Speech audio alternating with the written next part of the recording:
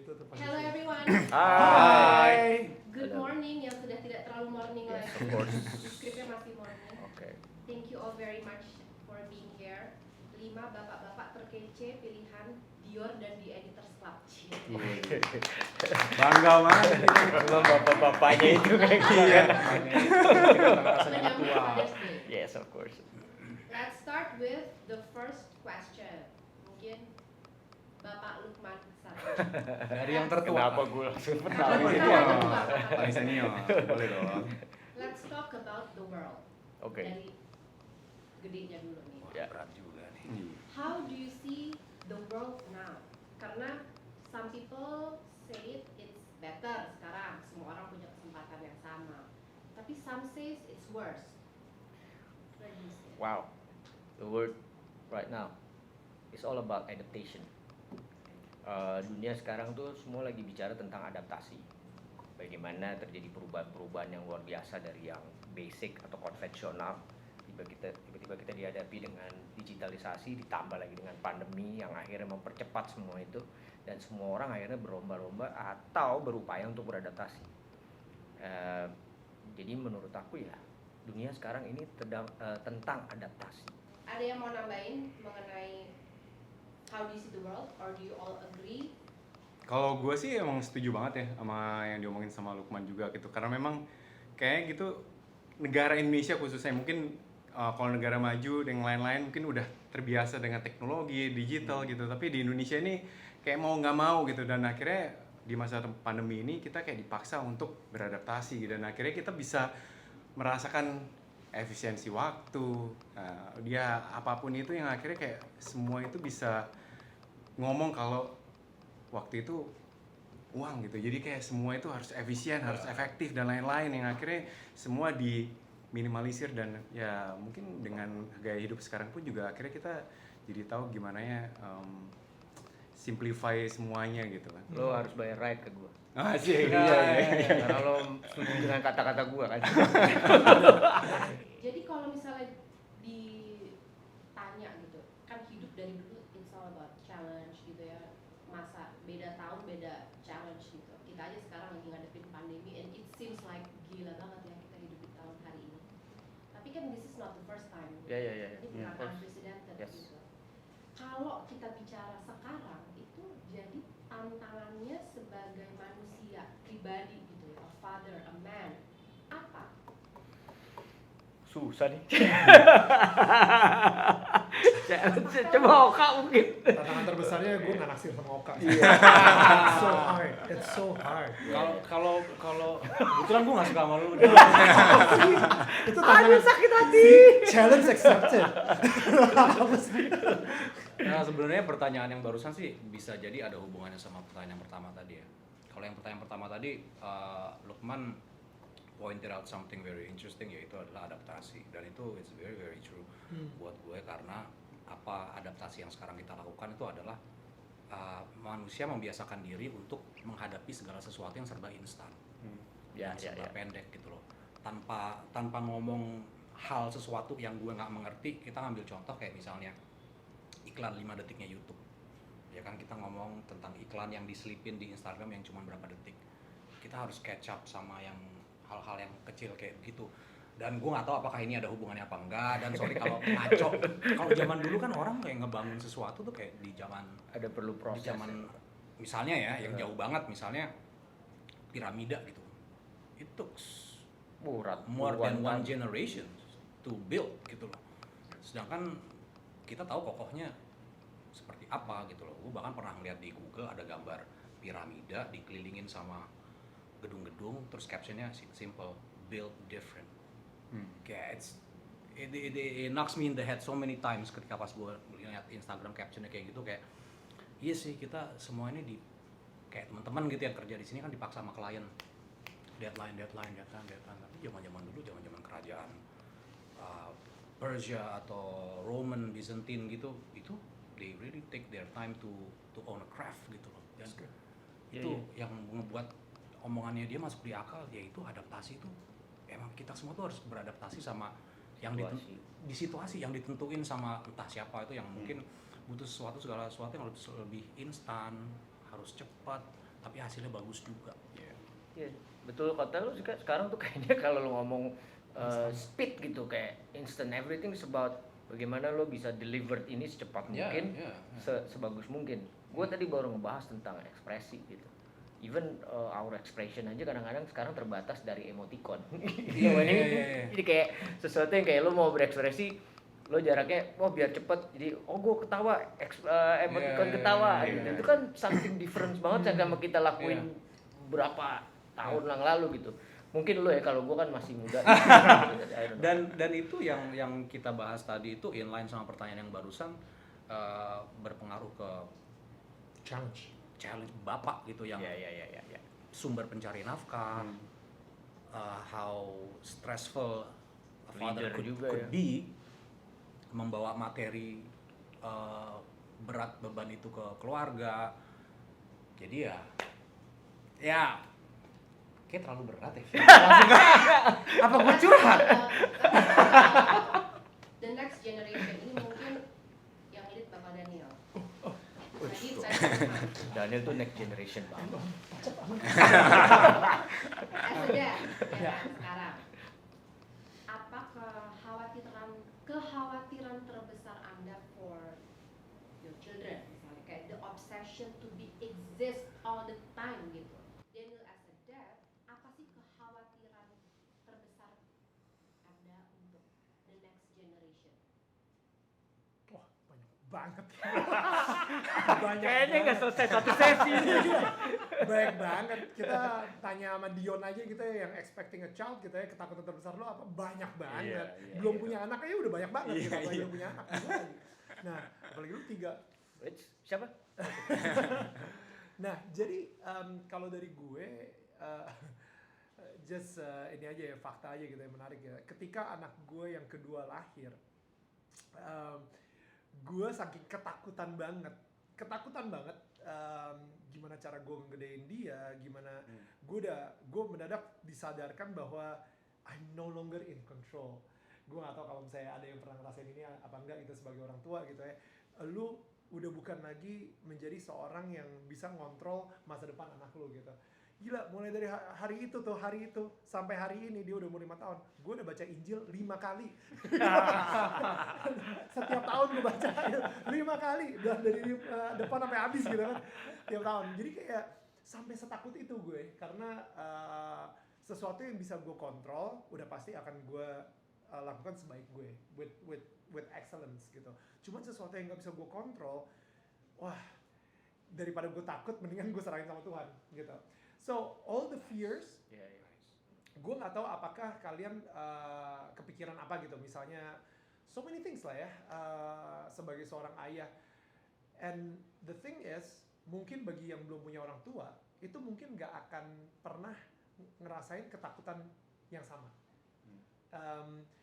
Ketika anak kita lahir, kita merasakan cinta yang begitu besar sama si anak ini, tapi at the same time ketakutan yang sangat besar banget sama anak ini. Gue yakin kalian pernah ngelakuin ini, kecuali lu belum, nanti lu pasti akan ngelakuin juga deh. Ketika anak lu lagi tidur tenang gitu ya, di selimut gitu, lu tengah malam lu ngeliat, so cute, lu pasti akan ngerasa dia nafas apa enggak ya. Wah, itu gua ngalamin. Dan abis itu lu kayak lo iniin ke hidungnya dia gitu. Especially kayak misalnya tiba-tiba anak gua agak nggak enak badan dikit aja gitu. Betul. Dia lagi tidur, gua kepikirannya minta ampun tuh. Tiba-tiba gua perhatiin napasnya, gua pegangin badannya, udah naik gitu. Segala macam. Itu ketakutan yang lu taruh jari lu di depan hidungnya dia. Diginiin, Betul. Iya, Dan makanya akhirnya kalau misalnya dia nggak gerak, dadanya. nggak gerak, lu sentuh dadanya, masih kayaknya kok nggak gerak, terlalu tenang, akhirnya lu tusuk-tusuk. Oh iya, oke masih gitu. Akhirnya anak lo punya ketakutan terhadap lo kayak gitu. Karena ketakutannya jawabannya itu. Iya, ketakutan. Nanti anak lo ditanya waktu itu takut sama orang tua, dia suka jadi gitu. Gue ditusuk-tusuk aja jari. Bahkan di satu sisi anak saya digini loh. Ini Pak, saya bukan handphone, Pak. anak gue kan cepet gede sih kok. Tapi gue boleh ngomong gitu buat ketakutan itu, gue bener kata Daniel gitu ya. Ujung-ujungnya balik lagi kayak when it comes lo nggak bisa kontrol, ya lo balik ke Tuhan. Tapi gue ngerasa bahwa kita sebagai orang tua, sebagai bapak, nggak pernah ada yang namanya pelajaran untuk menjadi bapak yang baik dan benar. kita belajar dari bapak kita belajar lagi dari bapaknya. Ya. Always like that. Apa Ya. yang dia bapak gue dapat dikasih ke gue. Gue as a humans yang mungkin bisa berkembang, gue lihat kalau ada yang gue merasa kayaknya waktu itu bokap gue ngelakuin hal ini nggak enak, akhirnya gak gue lakuin ke anak gue. Tapi basically ada banyak hal juga yang gue lakuin terhadap anak gue, apa yang gue dapat dari bapak gue. Nggak mungkin sama sekali nggak lepas gitu kan. Ya. Nah terus mengenai masalah ketakutan itu juga akhirnya gue mikirnya gini, kalau gue mikirnya gue punya rasa ketakutan kalau untuk hidup ke depan ya mengenai masa existing atau apa, kita nggak pernah tahu nih even 1 menit ke depan apa yang terjadi sama dunia gitu kan. Itu menurut gue hidup sekarang mikirnya gini, gue hidup sama anak gue yang gue pikirin adalah saat ini apa yang harus gue lakuin. It's not about future. Gue nggak pernah tahu nih future nanti ke depannya kayak apa. Even kita nggak pernah ngebayang tiba-tiba ada future, ada pandemi ini, digital. Akhirnya kita nggak tahu juga cara ngedidik anak kita terus gimana ya di masa pandemi ini. Bohong kalau misalnya tiba-tiba gue udah tahu cara ngedidik anak gue di masa pandemi ini. Tadi adaptasi gue belajar, ternyata ngatasinya adalah gue ngelihat bahwa kalau ini dari gue ya sudut pandang gue, bagaimana gue mendidik anak gue untuk tadi terbuka terhadap beradaptasi, terbuka untuk lo melihat segala sesuatu itu punya resiko, dan semua itu adalah pilihan. Pilihan itu bisa macam-macam, bisa A, B, C. Tapi gue pengennya selalu bikin kesadaran ke anak gue, apa yang lo pilih itu selalu punya resiko. Boom, konsekuensi. Konsekuensi tanggung jawab. Menurut gue itu salah satu hal yang kalau gue bisa membawa itu ke anak gue, mereduce beberapa persen dari ketakutan gue terhadap anak gue menghadapi masa depan. Ya balik-balik lagi tentang iman menurut gue. Basically tentang fondasinya yang kuat tentang pemahaman dia tentang hidup, tentang Tuhan dan sebagainya. Kalau gue gitu. Speaking about spiritual ya, Tuhan gitu. Daniel, you've done something with your YouTube juga. Core-nya adalah spiritual. Gitu. Because you believe itu adalah obat dalam menghadapi hidup kah, atau sebuah pelarian karena dunia yang nyata begitu berisik kah? Apa tuh arti spiritual? Yang lain juga boleh memberikan pandangan terhadap kalau kita tadi melihat dunia yang besar dengan semua isi-isi dan dinamikanya, menjadi seorang ayah, suka dukanya, lalu ada satu spiritual yang sangat pakem gitu. Ya kan? Dan Daniel adalah orang yang udah membuktikan itu, you have done something with it gitu ya. Sure. Coba. Kita dari kecil juga selalu diajarin gitu kalau misalnya kita terdiri dari tiga kayak fisik, mental, spiritual, right? Physical, mental, spiritual. Dan fisik kalau misalnya di YouTube baik banget lah, lo bisa ngecek kayak gimana cara bikin six pack, gimana cara olahraga yang benar dan lain-lain. Gimana? Hah? Six pack gimana? Tinggal pakai spidol habis itu lo taruh. Temanya beda bro. Oh iya, It's okay. Ketahuan banget dia lagi pengen. Apa gue perlu tunjukin? Dan habis itu yang kedua mental. Dan sekarang karena ada pandemi muncullah isu-isu mental health. Dan ternyata wow, kita emang ada loh fisik dan mental gitu. Yang ketiga yang sering dilupain adalah spiritual health gitu. Sama seperti the physical muscle, mental muscle, spiritual juga ada spiritual muscle gitu. Ada ototnya juga. And gue selalu percaya bahwa parenting is the art of letting go. Suatu saat nanti ketika anak lu udah umur 17, 21, lu sebagai orang tua, you have to let go. Udah gak mungkin banget lo berusaha mengontrol hidupnya, kesannya dia itu masih umur 12 tahun dan dia akan selalu berbuat salah gitu. I mean dia udah umur 30 dan to be honest, I'm so sorry ya, mungkin kalau misalnya gue ngomong ini nggak niat ke siapa-siapa, tapi gue punya temen yang dia udah umur 30, udah hampir 40 malahan, tapi nyokapnya itu masih sangat mengontrol hidup dia. Siapa temennya? Kita nggak perlu bilang inisial lah ya. Inisial. Kita bilang langsung namanya.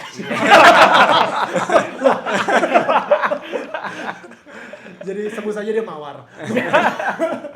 Jadi maksudnya I think untuk mengetahui itu bahwa parenting is the art of letting go, gue suatu saat gue dari sekarang ini di mana anak gue itu masih ada di bawah kontrol dan pengawasan gue, itu gue masukin banget semua hal-hal yang berhubungan sama fisikal, sama mental dan juga spiritual gitu. Karena as you said juga, spiritual adalah satu faktor penting yang membuat kita ini adalah manusia kayak gitu. Dan orang sering lupain banget soal spiritualnya. Nah itu juga apa yang Daniel bilang spiritual. I mean everybody says kan bahwa anaknya udah titipan Tuhan. Gitu. Yeah. I mean one day you have to let them go juga biar gimana. Yeah. I think ya it's something apalagi dalam pandemi kayak gini juga you need to inspire spiritualism in your children juga because it's one thing that mungkin yang bisa melepaskan dari stres dari the everydays that they go through yang mungkin kita sebagai manusia nggak bisa membantu. The only thing that we could give them is just the spiritual thing that there's a connection between you and this Bigger being. yes this Yeah. bigger being gitu. Gue kalau boleh tambahin dikit aja ya, jadi ada satu buku judulnya The Road Less Traveled dari Simon Peck.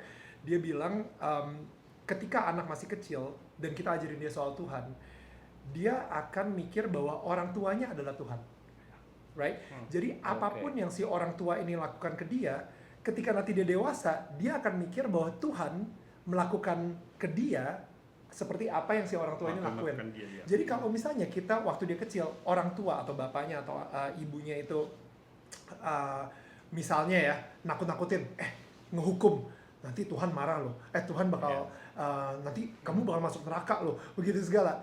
Ketika dia dewasa, kan again parenting is the art of letting go. Akhirnya suatu saat dia akan ke dunia sana dan dia menjadi dewasa.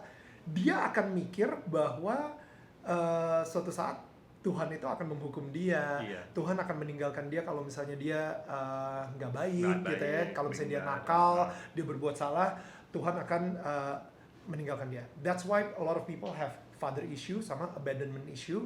Dan itu susah banget di heal, Yeah. disembuhkan gitu. Agree.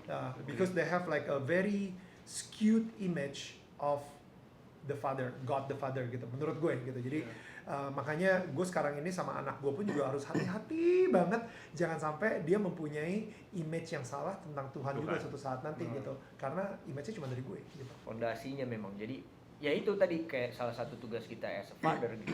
Gue adalah membuat memberikan sebuah bukan kita lebih kayak nih gue kasih gitu nggak, tapi how to anak-anak, kalau gue ngeliatnya anak-anak gue itu memahami bahwa fondasi yang seharusnya atau yang paling mendasar, yang paling kuat untuk lo nanti menjalani hidup itu adalah seperti ini. Terutama kayak gue meyakini tentang tadi Daniel bilang spiritual, karena bukannya apa ya, gimana pun juga kayak gue deh, sesimpel gue gitu. Gue kalau udah yang tiba-tiba kalau things gitu, siapa lagi yang gue bisa ajak ngomong selain gue balik ke Tuhan gue gitu. Gue bilang gue nggak ngerti deh ini gue harus ngapain, gue I did this, I did that, tapi lo tolong beriin jalan. Dan ternyata itu membuat walaupun bukan dalam bentuk yang akhirnya disepakati sama Tuhan langsung ada, tapi at least membuat gue tenang gitu. That's good. Nah itu yang gue pengen anak gue juga experience itu gitu, bahwa pada saat itu lo akan berasa, mungkin gue selalu bilang kayak tadi, lo poinnya juga penting bahwa nanti lo akan masuk neraka. Kita kan dulu selalu dicekokin kayak gitu kan. Lo ini masuk neraka, neraka apa? Api gede, apa segala macam. Siksa. Akhirnya gue ngeliat itu sesuatu yang kayak gue takut gitu. Aduh, ntar gue masuk neraka, apinya kayak gini, apa segala macam.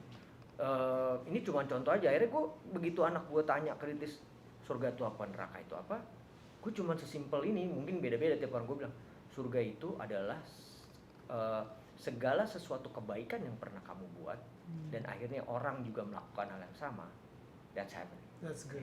Kalau gue ngeliatnya gitu. That's good. Gue harus nyampe. Neraka Yoi. adalah ya segala sesuatu yang kurang baik kamu lakukan, akhirnya juga berefek terhadap orang lain dan semuanya jadi nggak enak. That's neraka gitu. That's Gua, so good. karena kalau gue bikin konsep kayak misalnya, wah nanti Tuhan marah, Tuhan apa, sedangkan gue selalu ngomong apa yang lo dapet lo bersyukur gitu, karena itu yang bikin lo bahagia. Bukan karena lo bahagia terus langsung bersyukur, tapi lo bersyukur karena lo selalu bahagia. So good. That's good. Sebenarnya masih yang hubungannya sama film ya. Kenapa menurut gue film is so powerful gitu ya. Orang bilang Korean itu sangat maju banget dengan ide-idenya mereka, konten-kontennya mereka, entah itu web series atau film. Ada satu film Korea yang menurut gue berbicara tentang surga neraka dan Tuhan, dan itu gue kaget banget datang dari film Korea. Karena gue pikir gue akan ngedapetin Oh, yang dia masuk ya, dramatis. terus kayak ada Along orang with the antri. Gods. Iya, gue nonton. Judulnya Along with the Gods. Iya, iya, itu Along with gila the sih. Judulnya Along with the Gods. Gue pikir yang fireman itu yang Bukan, nyelamatin. yang itu Iya, iya, iya, Itu kan? iya. Fireman-nya Oh. meninggal. Iya, dia Iya, meninggal, iya. tapi Jadi dia nyelamatin. dia harus Iya, benar, benar. melewati beberapa persidangan sebelum masuk surga atau Surga, neraka. neraka. Dan dia di judge di situ. Dia Gua pernah belum nonton melakukan habis lagi. apa? Harus nonton, bro. Oke. Ya. That was Tap- about spiritual journey ya. Tapi sekarang I wanna talk about the journey in general. Ini untuk Oka deh. Ya. Katanya orang kan hidup adalah perjalanan. Iya. Kan lo bisa ada di sini tuh ya karena background story lo, pengalaman, history, trauma dan lain sebagainya membentuk lo hari ini. Kalau untuk Oka sendiri, adakah sebuah turning point yang make you a man that you are today? Karena nggak semua orang mau punya turning point ya. Tapi what about you, Oka? Pas lu pakai kaos kutang jadi rapper. Itu kayak turning point. Itu gitu. Ini materi buat minggu depan ya, bro. Gue Dia udah janjian sama gue soalnya. Oh, ngomong udah turning point. Gue sih kalau gue boleh masih agak nyangkutin sama yang dulu-dulu gitu ya.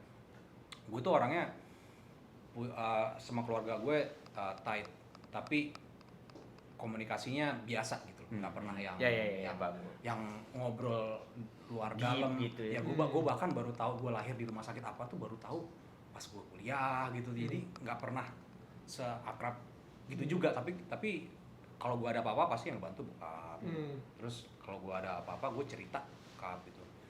Jadi ada di suatu masa gitu ya, ketika gue udah menjadi main film seperti sekarang gitu, gue mengingat-ingat ini sebenarnya pas pandemi sih. Gue mengingat-ingat zaman dulu tuh gue sering banget ditanyain, bro, agama Hindu tuh nyembah patung ya, ada Tuhannya nggak sih, Tuhannya ada berapa sih gitu. Dan gue nggak bisa jawab itu sama sekali. Dan itu jadi sesuatu yang nyangkut di perasaan gue nggak bisa jawab sampai gue besar. Dan itu gue terus mencari identitas diri gue ini siapa melalui ajaran yang diharusin setiap minggu gue harus sekolah di situ. Jadi bisa dibilang turning point gue sebetulnya baru terjadi itu baru 2 tahun belakangan sih sebenarnya. Wow. Kalau misal ini kalau mau ngomongin spiritual journey, kalau Ya, pengen ngomongin kesuksesan sih kayaknya semua orang punya cerita sendiri-sendiri. Dan kalau gue baca quote, we don't need another successful individual. We need an inspiring individual that could make a bigger change than more than just materialistic stuff gitu. Kayaknya kalau misalnya, sorry ya, gue mau nanya gini, what is the lowest point of your life? Mungkin itu kan. Lowest point. The lowest point. Lowest point ya. Tet, rebube.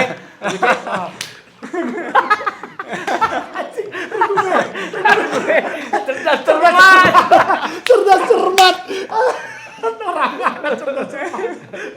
Tapi itu paling susah emang jawab. Emang Iya, susah iya. sih. Susah. Karena gue takutnya gini, gue punya lowest point, tapi kalau gue jawab, gue takutnya kayak nggak peka sama orang-orang yang lowest pointnya jauh lebih di bawah, yang secara keuangan mungkin. Because the point of me asking you that, because like usually the lowest point becomes the turning point. The lowest point itu kadang-kadang kayak you know when you well ini gue bisa bilang gini nggak, lowest point gue adalah pas pandemi. Gue ngerasa anjing, lu manfaatnya apa ya di dunia ini? Bisa Lu banget udah tuh. berkontribusi Itu, apa itu. gitu. Maksudnya gue aktor, gue menghibur, tapi gue nggak punya platformnya. Iya, iya. wow. Maksud gue, kita kalau mau expand the topic above materialistic stuff ya, Ya. maksudnya, Iya. gue rasa di YouTube lain tuh udah banyak orang yang ngomongin soal kesuksesan yang seperti That's itulah gitu. Jadi gue pengen nge-transpire itu ke anak gue gitu loh. Sebetulnya gue bisa ngomong apa, gue bisa jawab apa pertanyaan ke dia ketika dia punya kegelisahan itu. That's actually my next question. Oke. Kalau misalnya dari turning point itu ya, tadi very interesting karena ada sebuah, kembali lagi spiritual journey. Spiritual tuh menarik karena itu fundamental, Iya, makanya betul. bisa relate ke setiap individu gitu. Tapi apakah gitu Oka mengalami itu cukup, perjalanannya udah cukup dewasa gitu, adakah setelah dipetik nih, setelah turning point petik sesuatu kan, apa hasil petikannya ini yang akan dikasih ke anak? That's good. Wow. Oh, ya. Ya. Oke. Ini yang lain juga diem sambil mikir nih. Apa ya? Oh enggak, gue mikirin Temennya jawaban boleh Oka. bantu. Yes. Gue mikirin jawaban untuk Oka. Gue sebenarnya kadang-kadang suka bertanya-tanya gitu ya, karena misalnya nih kita baru menyelesaikan sebuah proyek gitu dan we're getting shitloads of money from it, dan semua barang sudah kita punya. Kita udah punya anak, bahkan uang buat sekolahnya dia aja kita udah save up. Ya. Mobil juga udah ada, rumah udah ada. Jadi ujung dermaganya itu harus beli apa lagi gitu. Atau jangan-jangan yang seperti Zoe bilang tadi kan, kita anak titipan Tuhan gitu. Dititipin Tuhan buat ngapain sih lu, Kak? Maksudnya masih ada orang yang membutuhkan, lu mau menghabiskan uang lo ke mana nih gitu loh. Tapi kan Tuhan nggak mungkin ngedikte kita lewat doa. Gue aja nggak tahu dia bisa balas balik jawaban apa doa gue apa enggak. Jadi kadang-kadang gue bertanya, kenapa ya gue nggak happy? Gue udah punya Semuanya kayak di segalanya, gue masih nggak happy juga gitu loh. Gue masih gusar gitu loh. Gue bisa ngapain ya gitu loh. Nah mungkin itulah kalau di beberapa agama kan selalu menyangkut pautkan dengan apa, anak yatim gitu kan, segala sesuatu gitu. Jadi gue selalu bertanya-tanya, mungkin itu kali ya, atau mungkin ada yang lain, gue nggak tahu yang bisa ngebikin kita tenang, bahagia. Bahagia. Kalau bahagia mungkin bisa jadi besoknya sedih lagi gitu ya. Tapi yang bikin kita tenang selamanya gitu tuh apa ya gitu? Knowing that we've done something right gitu loh. Nggak ada hubungannya sama surga neraka sih kan. Kita udah But I think kita sih nggak bakalan bisa tenang seumur hidup kita.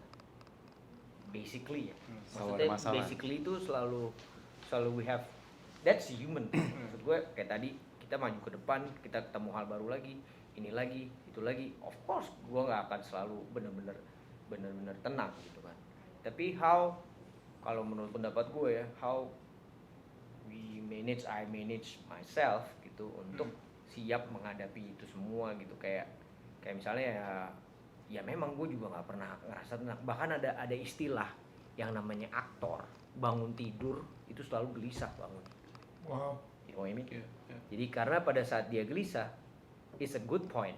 Wow. Karena dia akan berupaya apalagi. Begitu gue bangun, gue udah nggak ngerasa gelisah, itu kayak nggak ada sesuatu yang akan gue explore lagi atau Nggak gue excited jalani lagi, Ya. nggak excited lagi gitu. Jadi menurut gue kayak misalnya menyangkut pertanyaan tadi apa yang gue petik, gue juga nggak tahu sebenarnya. Gue nggak bisa nemuin jawabannya apa yang gue petik. Tapi how you manage your life berjalan sesuai dengan apa yang kita yakini, and then anak gue melihat gue sebagai example, contoh apapun itu kan, anak kan pasti look up. Tadi lo bilang bahwa anak kita akan lihat kita sebagai Tuhan gitu kan. Yang memang itu lumayan sulit, Kak. Gue nggak bohong gitu. Lo hidup sebagai contoh itu bukan hal yang gampang gitu. Kadang-kadang lo sendiri terlepas dari sesuatu yang akhirnya anak lo juga surprise ngeliat itu. Bohong kalau gue nggak pernah ada sesuatu yang tiba-tiba gue agak keluar rel gitu kan. Tapi lo sadar and then you back again gitu kan. Tiap hari tuh akan kayak gitu tuh. Nah kalau menurut gue kayak ukuran kesuksesan menurut gue, atau apa yang nanti dipetik, I think setelah gue meninggal anak gue akan merasakan itu semua. Ini menurut gue. Jadi when I'm die gitu, dan anak gue akan melihat, oh ternyata sama aja waktu bokap gue meninggal.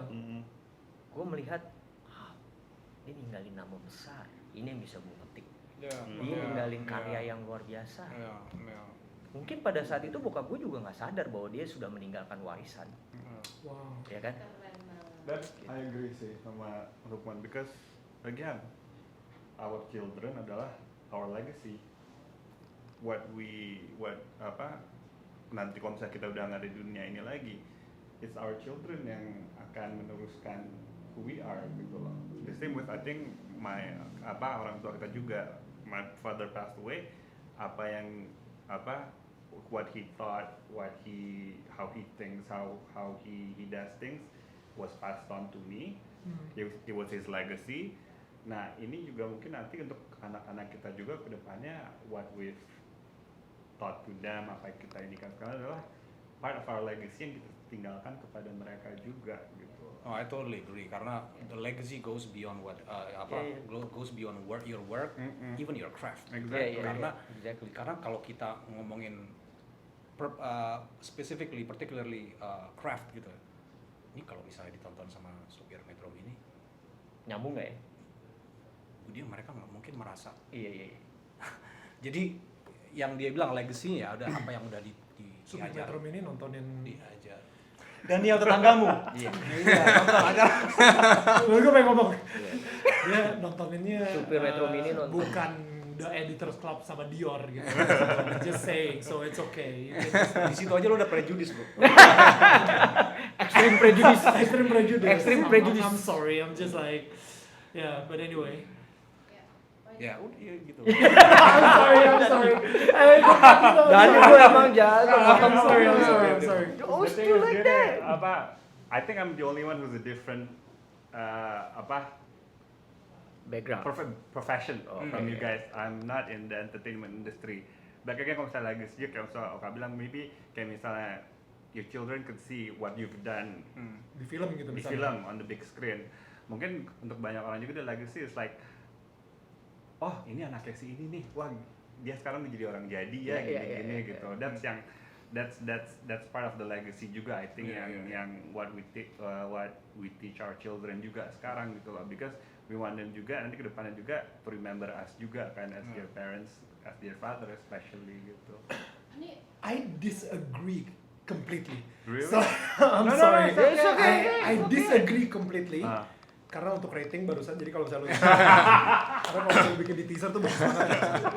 Biasa nih. Dia selfish ya ternyata. Iya, luar biasa. Otak gue harus kayak gitu, otak gue harus otak rating gitu. Jadi Iya, kayak ketika I disagree completely guys. Jelas. Dapat ya? Tapi, Udah disetujui ternyata. iya, tapi Cuma untuk rating aja. Enggak, but karena gue I don't wanna put pressure on my children like that. oh I see. Gue nggak mau sih, kayak karena gue nggak pengen mereka jadi generasi penerus. Gue justru pengen mereka menjadi generasi individu yang mereka akan they can do whatever they want gitu. You know what I mean? It's true. Nggak yes seperti yang gue bilang gitu ya. Mungkin 17 tahun pertama atau 21 tahun pertama gue akan ngasih fondasi tersebut. But it doesn't mean kalau misalnya nanti setelah kita let go dia yang akan ingat ya, kamu adalah penerus nama besar no. gua. You know what I mean, like Gue juga nggak pernah Iya, kayak gitu. Iya. It's back like you said, the foundation. Itu yang maksud gue adalah foundation. the foundation like what we've left them gitu lah, what we've teach them, itu yang jadi legacy kita gitu loh. Misalnya nanti bukan it's not about Mungkin ininya simpelnya gini kali ya. Kalau misalnya bagi kita semua yang memikirkan legacy buat ada di film, mungkin nanti yang berujung buat anaknya lihat adalah bukan legasinya dia sebagai yang punya craft, tetapi bagaimana how he treats people, how he gives people opportunity. karakter, Yeah. the character Yeah. legacy, bukan karena kita ya lihat aja anaknya Jackie Chan, lihat aja anaknya, you know siapa lagi lah aktor yang benar-benar ini banget dan anaknya itu benar-benar di bawah bayang-bayang bokapnya terus. beban. Itu beban banget, and I'm amazed that lu kayak di bawah seorang Idris Sardi bayang-bayang. Berapa puluh tahun gue ngalamin itu bro. Beban. Right. So how was that for you?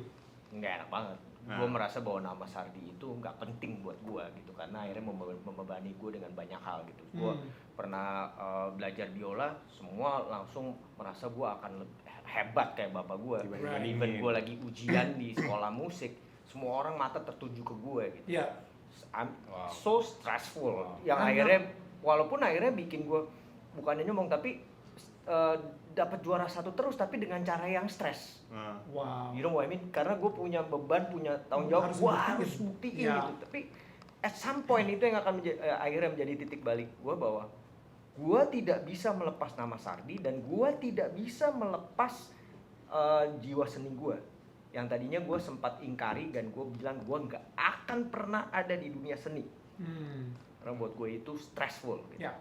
Tapi akhirnya gue ngelihat bahwa itu salah satu cara bapak gue mungkin untuk bikin gue akhirnya bertumbuh, punya tanggung jawab.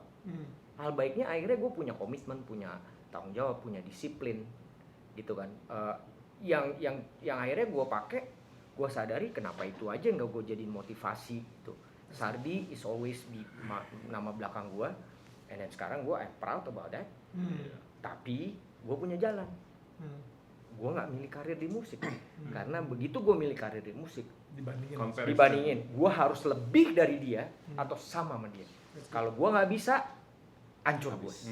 Makanya gue memilih untuk ada di film yang ternyata memang my passion, dan Sedih itu it's juga. happen with yang tadi gue bilang sama anak gue nggak akan membuat anak gue bilang kamu harus jadi aktor, no. Gue bener-bener bebasin mereka, cuman yang tadi fondasi, karakter fondasinya bahwa as a human hidup ini ngomong kebaikan, ini ngomong bersyukur, Benar. taking a risk, make a choice every day Ya. dengan segala macam Iya. tanggung jawab dan resikonya. After that, gue nggak pernah ada yang mau jadi aktor, ayo. Mau jadi politikus walaupun gue nggak suka, tapi kalau itu passionnya dia, silakan gitu kan, gitu. Tapi Dion belum banyak ngomong nih. Iya. This one Jadi first. sebenarnya gini. kata dia, jadi sebenarnya gini, gue itu lagi belajar sama kalian. bener. Let's Jadi get gini. the- oh, sorry. Ya Dion, bener Dion. Oh, Kak, mau menanggapi dulu atau ada mau Silakan siapa silakan. is about you? Ya sebenarnya sih ngomongin tentang dari tadi perbincangannya, kan memang gue baru menjadi calon ayah nih 2 bulan lagi gitu. Tapi memang apa yang sudah kalian bicarain itu kayak jadi tutorial gue untuk menjadi ayah yang baik, mungkin bisa jadi masukan buat gue juga. Nanti Cuman keluar kasih bot deh. Kan. sebenarnya tapi kadang-kadang gue juga tadi apa yang diomongin masalah figur ayah dan lain-lain dalam keluarga sendiri, dari keluarga gue juga gitu, gue nggak bisa relate gitu karena gue dari kecil emang besar sendiri gitu. Oh, iya. Jadi makanya gue juga susah bisa mendapatkan sosok ayah yang bisa, oke, gue punya kebanggaan dulu gue diajarin sama ayah gue seperti ini gitu. Jadi gue memang dari kecil emang udah tinggal dititipin sama tante gue gitu. Yang sama tante gue pun juga gue nggak deket gitu. Jadi gue ngerasain hampir sebagian besar hidup gue itu hidup sendiri gitu. Jadi gue nggak ada kedekatan sama keluarga, apalagi sama papa gue gitu. Nah itu yang akhirnya gue tadi tuh menyimak banget sama Lukman, sama Joy, sama Oka, sama Daniel yang kalian bicarain itu. Oke, ini yang harus gue punya pemikiran itu untuk anak gue nanti ini gitu. Memang ada kekhawatiran itu yang gue ngerasa gue bisa nggak ya, gue bisa jadi bapak yang baik nggak ya buat anak gue ini. Apa yang harus gue bekalin ya gitu. Kayak oke, memang puji Tuhan bini gue bisa memberi masukan ke guanya juga gitu. Jadi meskipun guanya agak-agak pasif gitu, tapi bini gue yang lebih aktif untuk baca dari buku dan lain-lain. Akhirnya dia bisa ngasih masukan ke guanya gitu. Yang akhirnya itu yang lebih efektif gitu. Dan Jadi ini menarik banget ya. Kayaknya pas gitu kita ngomongin semua. Iya. Jadi dia ditanya, ternyata dia punya cerita yang sangat menarik gitu. Betul. Kalau misalnya setiap anak, oke, can I just ask this? Kalau dari kecil misalnya Dion sama tante, berarti adakah, let's say, peran seorang ayah atau impact-nya? Impact itu tidak melulu karena keberadaannya ya, bisa karena kealpaannya berimpact ke diri Dion. Ada sih, emang mungkin tadi juga menyambung masalah kayak lowest point yang tadi lu bilang juga gitu. Gue ngerasa kayak dengan kondisi hubungan gue sama bokap gue, yang akhirnya tuh gue harus berjuang menyelesaikan masalah gue sendiri gitu. Dan akhirnya itu yang membuat gue sampai saat ini seperti Dion yang sekarang ini gitu. Yang membuat gue mungkin kalau misalnya bokap gue waktu itu baik-baik aja sama gue belum tentu gue jadi Dion yang sekarang ini gitu. Itu mungkin yang menjadi impact positif gitu. Tapi ya untuk dicari seperti apa gitu yang akhirnya gue bisa, oke, gue mengambil pengalaman ini karena dari bokap gue. Mungkin gue agak susah runutin gitu. Tapi gue ingat banget memang di satu poin gue ngerasa kayak udah ya rasanya kayak marah sama Tuhan juga gitu. Gue marah sama keluarga gue juga. Gue ngerasa kayak gue nggak ditolong sama siapa-siapa gitu. Tapi ya gue coba bisa membaca diri gue sendiri juga gitu. Gimana ya, gue bisa nggak sih, gue bisa menghadapi masa depan gue ini nggak sih gitu. Ya akhirnya gue coba sedikit demi sedikit gue menjalani itu semua gitu, dengan perjalanan gue itu yang akhirnya buktinya gue bisa kok gitu. Dan akhirnya sedikit demi sedikit itu yang akhirnya gue bisa bersyukur loh. Dengan bersyukur itu gue bisa melewati itu semua gitu. So Gitu sih. what is the idea of best dad to you? Wah, susah sih itu. So good. There's no such thing. There's no, yeah, exactly. There's no such thing. Iya, jadi kalau The ideal, The ideal dad, gitu ya. Karena lu, The idea of setiap orang memiliki Ya. versinya masing-masing. Ya. Tujuan tuh apa? Mungkin yang lain juga bisa. karena lu akan menjadi this ideal dad, gitu. Iya, So iya. what is the, yeah, The that's idea so of good. best dad. That is so good.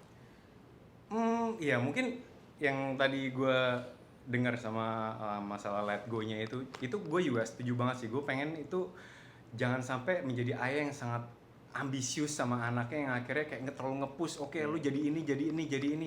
Karena itu udah menjadi contoh di lingkungan dekat kita dengan arogansinya ayah yang berambisi ke anaknya untuk menjadi sesuatu yang akhirnya jadi nggak jadi apa-apa malah jadinya. Mungkin itu yang salah satu yang bisa menjadi faktor ideal gitu, sebagai best dad gitu buat gue gitu. Daniel punya nggak the idea of the best ideal dad?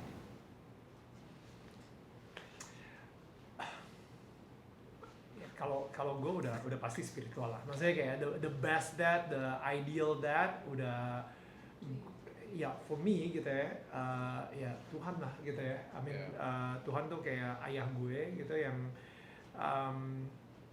selalu pengertian, sayang, yes, disiplin, ya kan, yes, dia itu tipikal yang kalau misalnya lu berbuat salah, gue akan ikut sedih sama lu harus ngejalanin konsekuensinya, tapi gue tetap ada di samping lu. You know, I think itu ideal dad dan best dad buat gue, dan itu yang gue experience hari ini bersama Tuhan juga gitu sebagai ayah gue gitu. So last chapter ini untuk Zoe. Yeah. I want to talk about kesuksesannya. Sukses. Hmm. Let's close it in a lighter note ya. Iya berat banget sih asli ya. Ini obrolannya Gara-gara Kalau ada kata spiritual jadi kenapa jadi kesana terus ya? Lukman sih ya. Lu sih. Dalam namanya. bagaimana lo mengukur arti kesuksesan? Wah. Susah. Soalnya sorry nih, gue nggak bisa gini. Maksudnya I know your journey gitu ya. Udah jadi publisher majalah, udah segala macam. Sekarang lo punya vision yang lain. Jadi sukses tuh apa? Tangible atau intangible atau what do you think? Wah, for me I think success gimana ya? Mungkin the answer is ini, maksudnya it depends on the individual. Untuk gue could be different with the others gitu loh. For me, yang kalau misal kita ngomong tentang my son, individual apa sukses, gimana gue ngukurnya adalah if I succeed as a father in bringing my child up, you know, dan apa gue bisa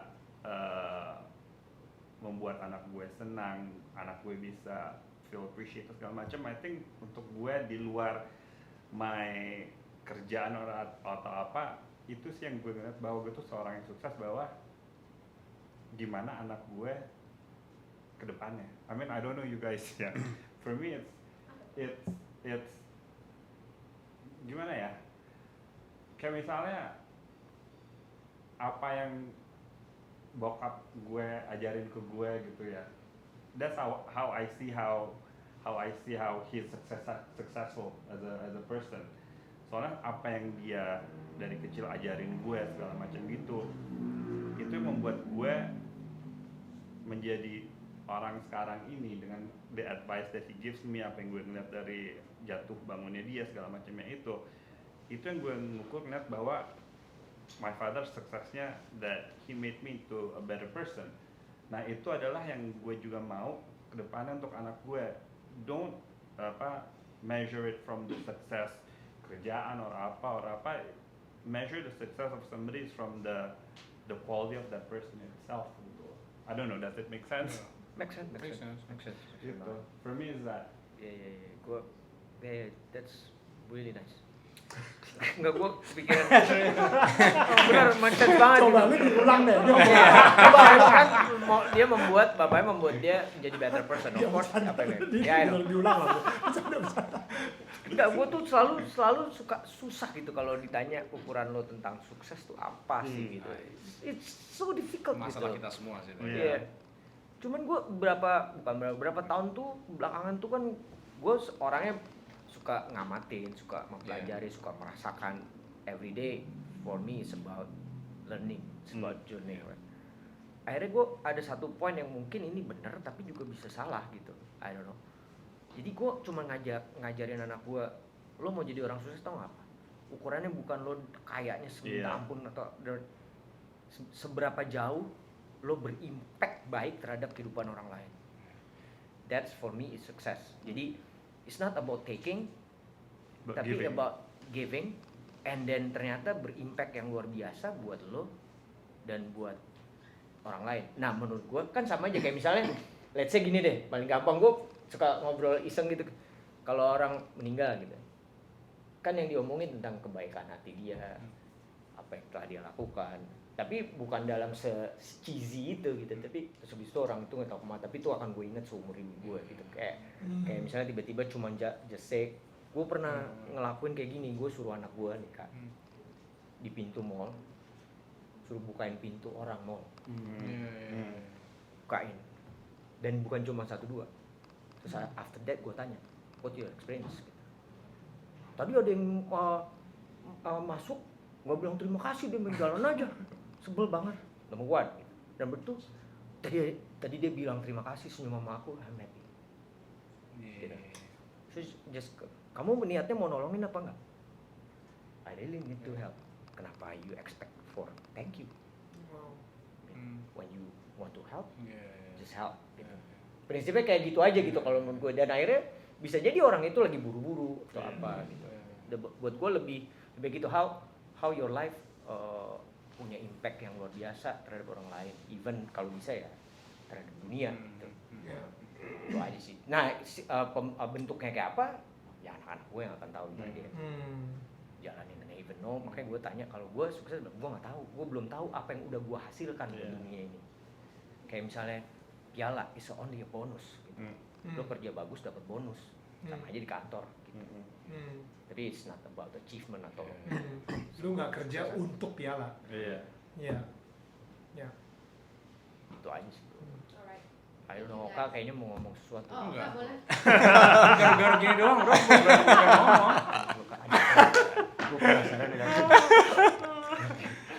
jadi kapan kita syuting bareng lagi? Ini menarik banget nih, serius. Ya, gue kalau misalnya, I think kalau misalnya sukses buat gue cuma pengen lurusin apa ya, a lot of people bisa ngerasa sukses ketika mereka sudah hidup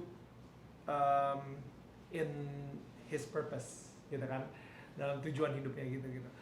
Tapi gue kemarin baru aja dapat mind blowing, baru minggu lalu lah, gue baru dapat one mind blowing fact gitu.